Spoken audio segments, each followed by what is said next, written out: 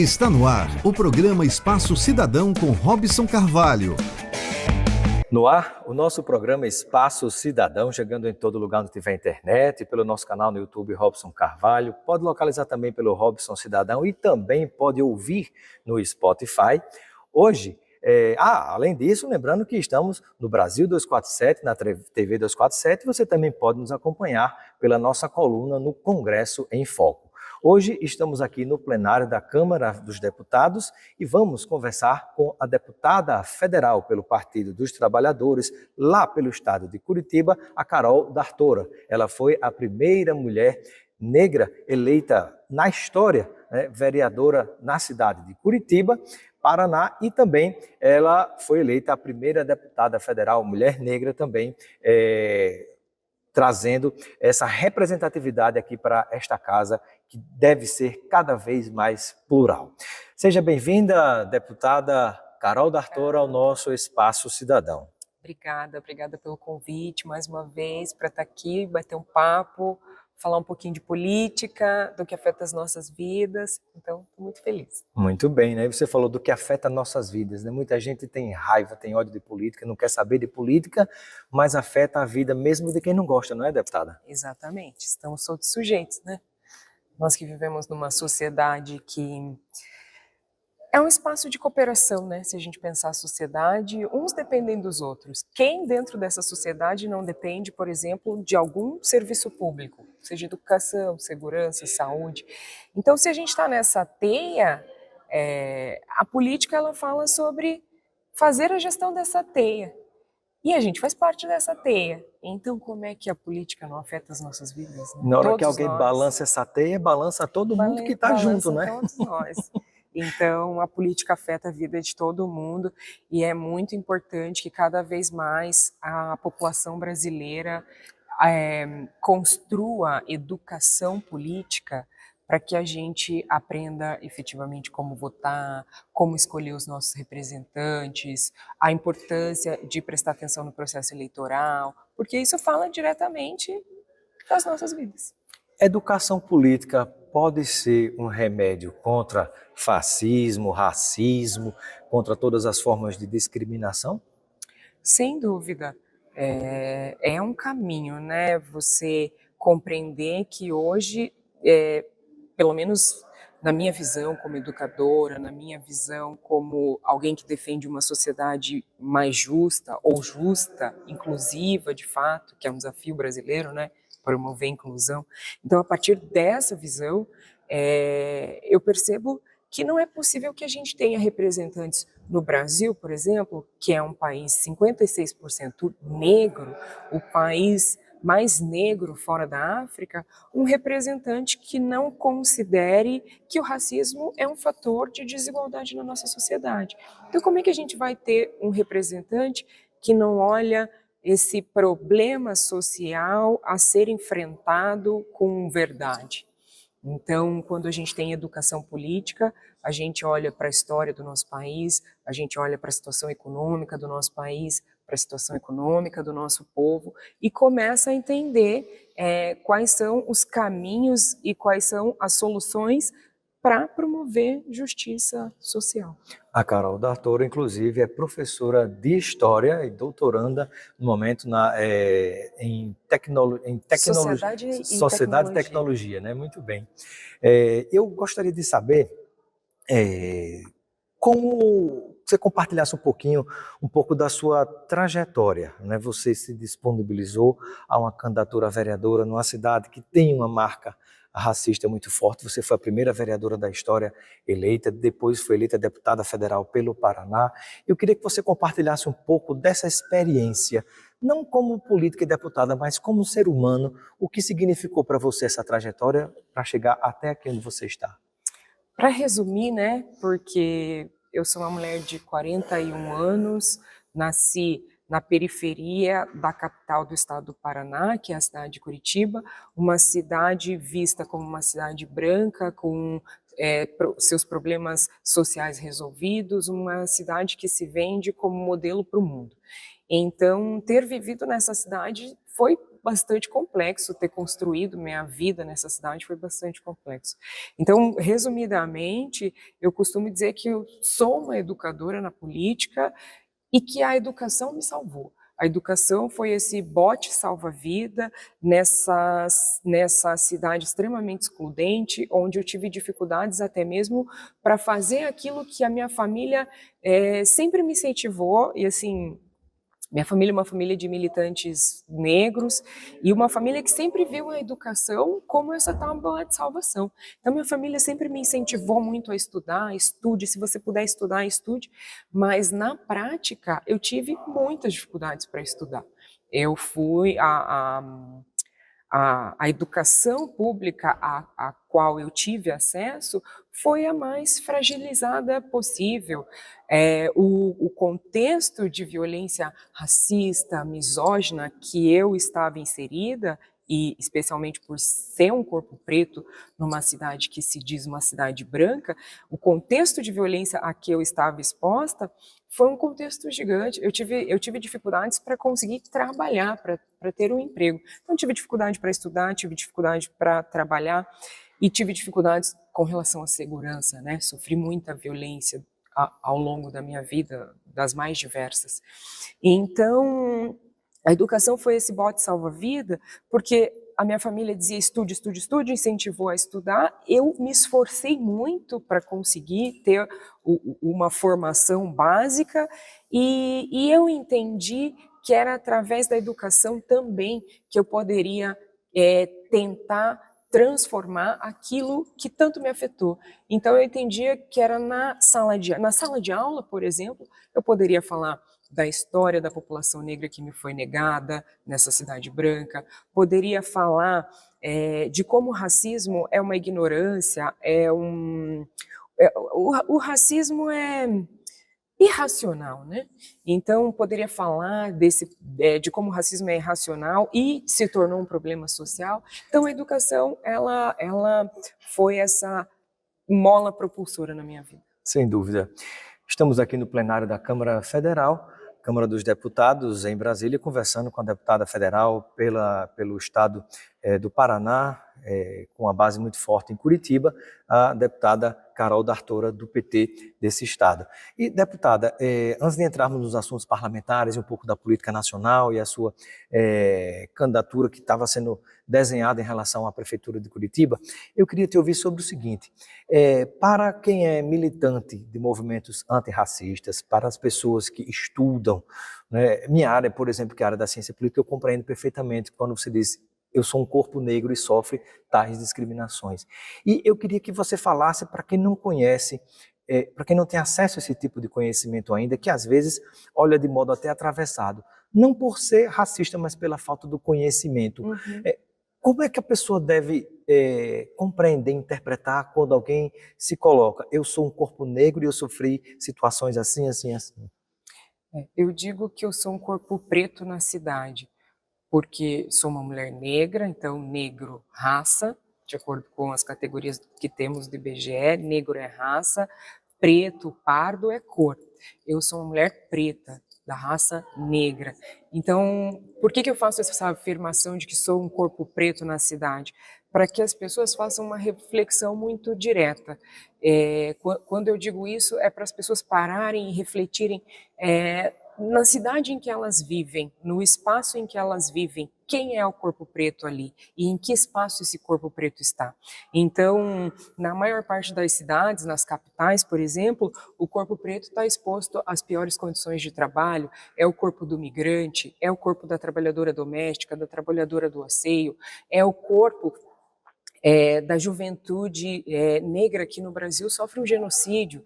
Então, é a isso que o corpo preto está exposto. Não é uma mera coincidência, né? E eu acredito que, olhando dessa forma, as pessoas podem ter mais facilidade de entender a que violências esse corpo está exposto. Perfeito, né? E concluindo essa parte muito importante, que é educativa, né? Que a gente está fazendo aqui, isso é muito importante.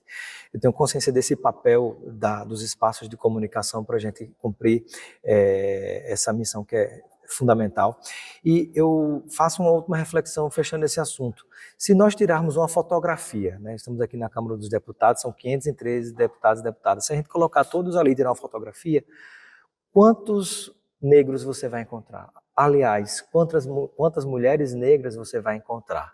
Né? É algo que choca. Se você chegar no Tribunal de Justiça do seu estado e tirar uma foto, quantas mulheres você vai ter naquele meio? Dessas mulheres, quantas serão negras? Né? Eu fiz isso no Senado, por exemplo, da redemocratização, até o período de 2022, que foi a última eleição para o Senado, em todos os estados, e os dados apontam com muita certeza, né, as pessoas que ocuparam como titular essas cadeiras, né, foram 407 cadeiras ao todo, de 1986, da redemocratização, até 2022. Das 407, nós tivemos apenas 44 mulheres, e das 44 mulheres, apenas 4 negras, que foi a Marina Silva, a Elisiane Gama mais recentemente, a Fátima Cleide e também a Benedita da Silva, que foram as únicas nesse período. Né?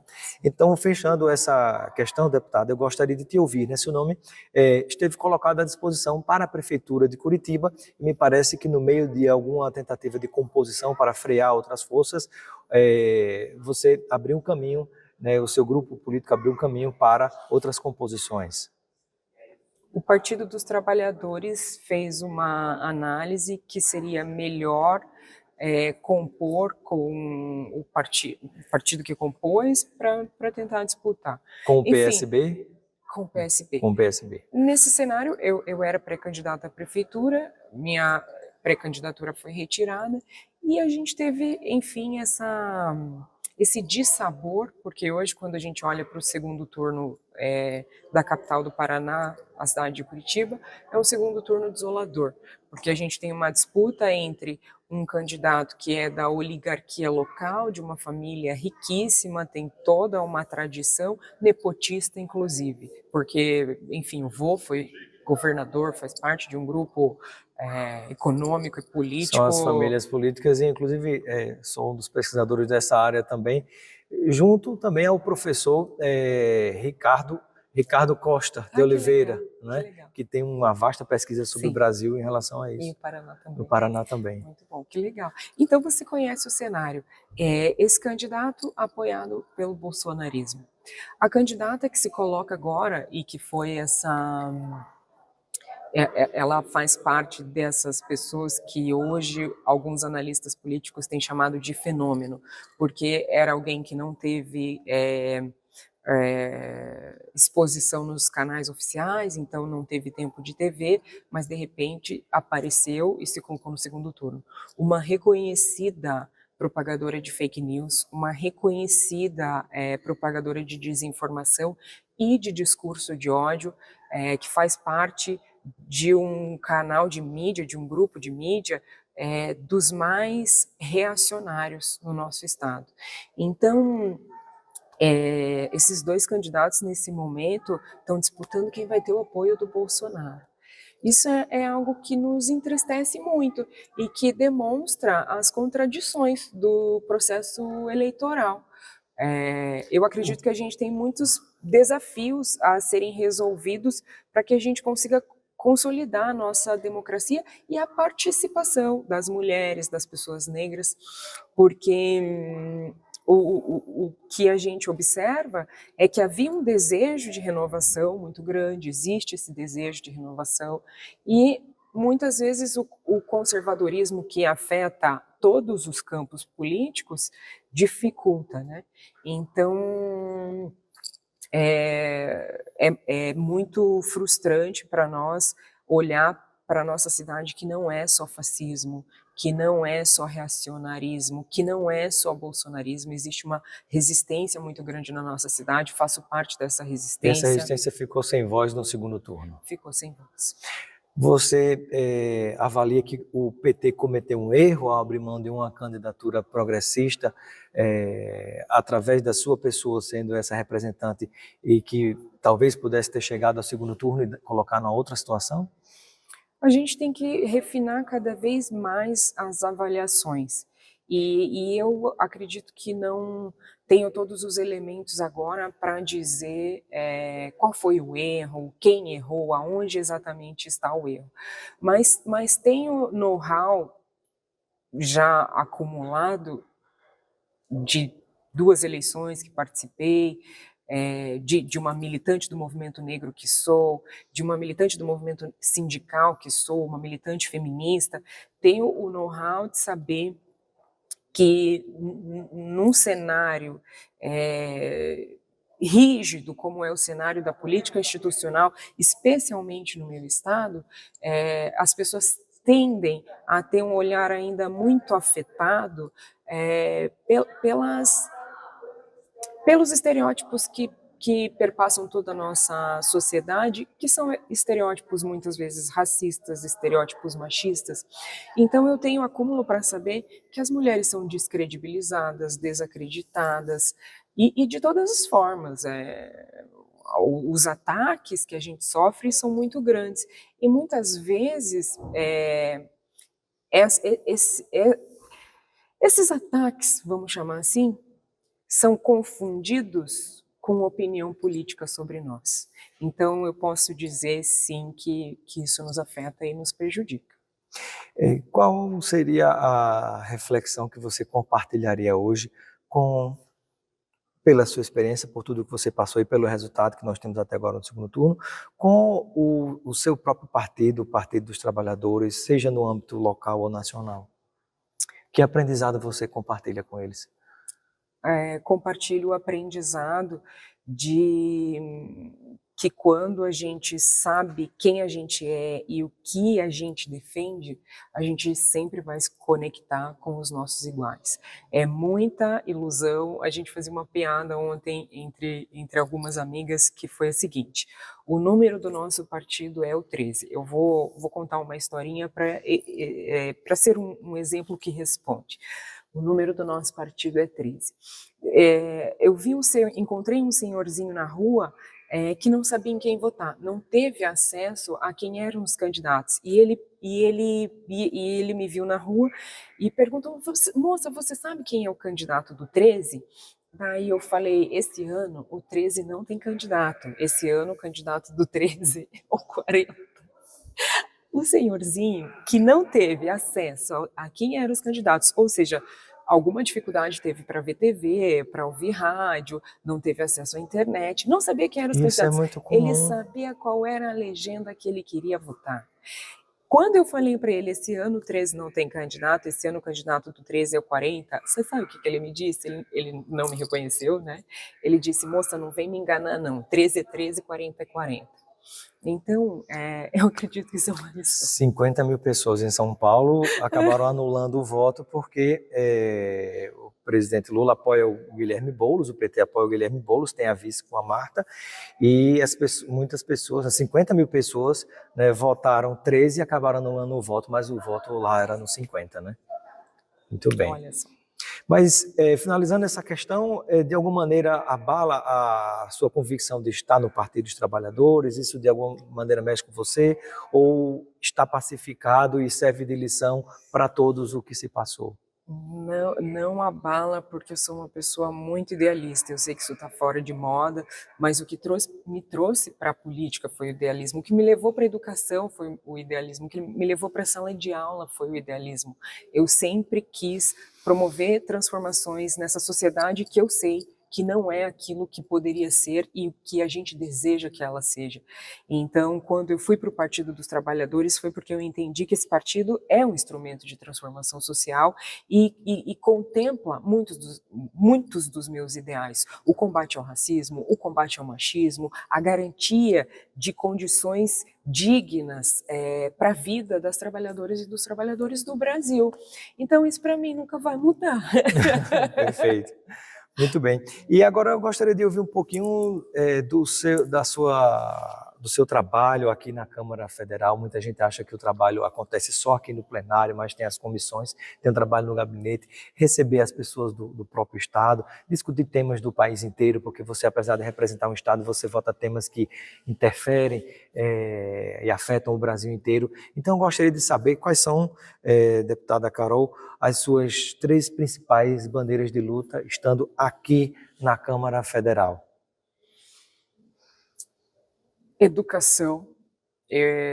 O meu eixo de luta é a educação, o combate ao racismo, meus eixos de luta, né? Educação, combate ao racismo e garantia de direito para as mulheres. Essas são as Uma ação sua ou proposta ou projeto de lei na área da educação que você pudesse citar? Na área da educação, a gente está propondo um projeto que cria um protocolo de combate à violência racista nas escolas. Porque a gente observa que, enfim, né, ainda acontece muita violência com estudantes, isso é uma negação do direito à educação, porque você não vai para a escola para sofrer violência e nem ter o seu desenvolvimento afetado em decorrência disso.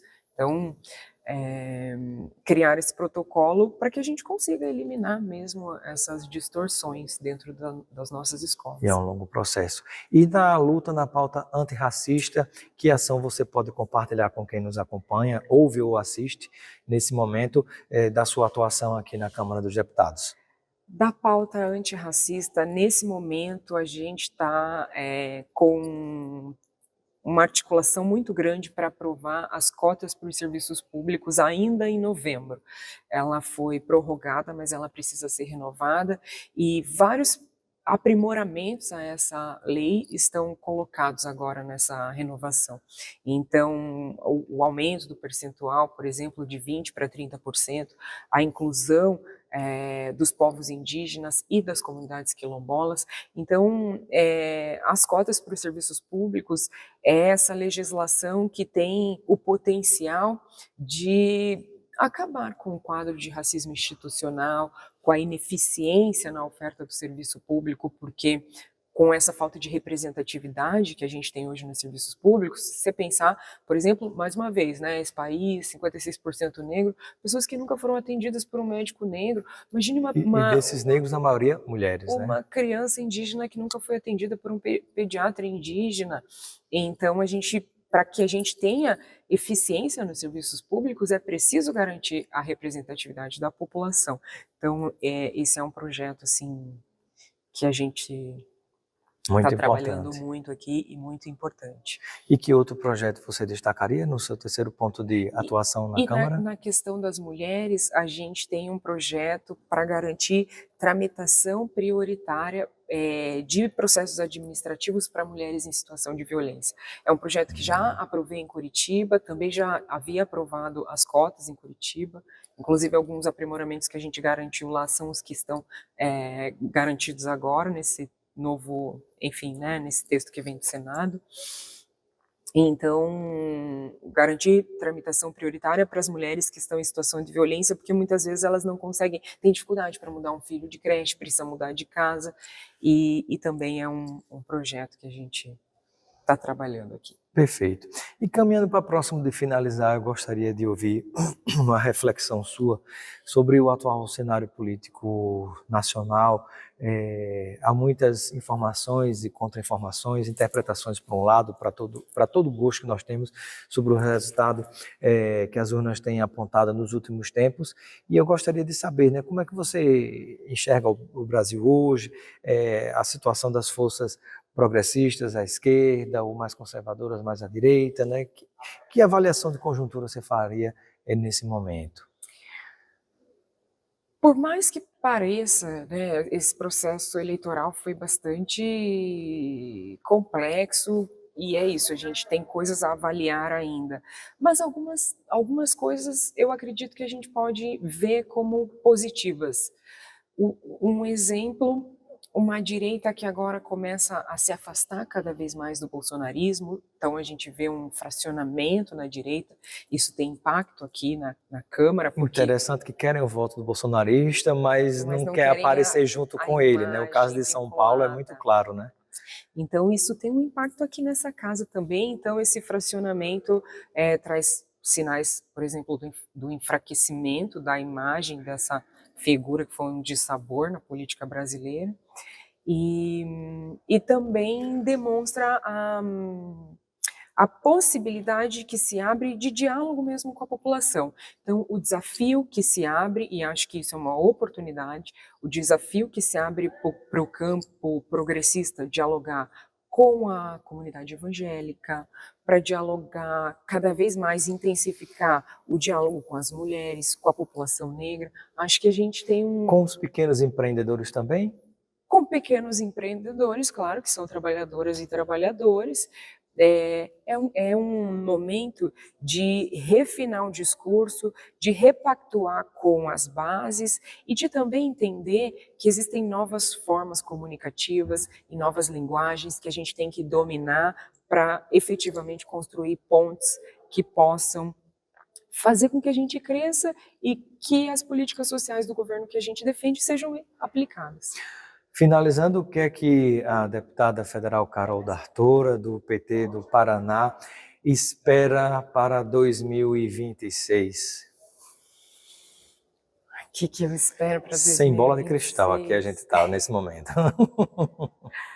Eu espero chegar com muito orgulho do trabalho que venho realizando, com reconhecimento da população. Eu luto diariamente para ser uma deputada que dá resultado. E quando eu falo de resultado, eu não estou falando num sentido vazio ou meritocrático, mas eu estou dizendo resultado naquilo que as pessoas que depositaram seu voto de confiança em mim possam minimamente observar. Então, luto diariamente para ter proposições que dialoguem com a realidade do meu estado, com a realidade das pessoas, que transformem a vida das pessoas. Eu digo que eu estou aqui para promover como eu puder, com os instrumentos e as ferramentas que tenho à disposição aqui, aquela transformação que a pessoa que está lá na periferia da minha cidade, a pessoa que está lá na capital do meu estado, que tem que ver a situação de desumanização que essa capital está vivendo, com a população em situação de rua que só cresce. Então, é com essas pessoas que eu quero dialogar, é para essas pessoas que eu quero dar resultado. Então, eu espero chegar em 2026 com esse reconhecimento, que as pessoas olhem e vejam o quanto eu busquei trabalhar. Com sentimento de dever cumprido. Essa é minha maior meta. Muito bem. Eu quero agradecer a participação no nosso Espaço Cidadão aqui, sendo compartilhada com o portal Congresso em Foco, com o nosso site, também com o nosso canal no YouTube e Spotify, onde você pode achar pelo Robson Cidadão, também com o Brasil 247, a TV 247 e a TVT São Paulo também, e retransmissoras. Eu quero compartilhar com todos e todas a gratidão de estar aqui conversando com a deputada nesse momento, e eu deixo um espaço para que você compartilhe as suas despedidas, um pensamento final junto a todos e a todas que nos acompanham agora. Agradeço demais esse momento, gostei muito da conversa, muito obrigada pelo convite. Fico feliz de estar aqui no canal 247, é um canal que sempre me recebeu e onde sempre promovi muitos diálogos. E quero deixar aqui, quem não me conhece ainda, quero convidar para conhecer o meu trabalho, conhecer o meu mandato. @Carol D'Artora 13 em todas as redes sociais. Carol com C? Carol com C. Carol D'Artora em todas as redes, e vamos juntas e juntos construir o Brasil que a gente sonha. Muito obrigado.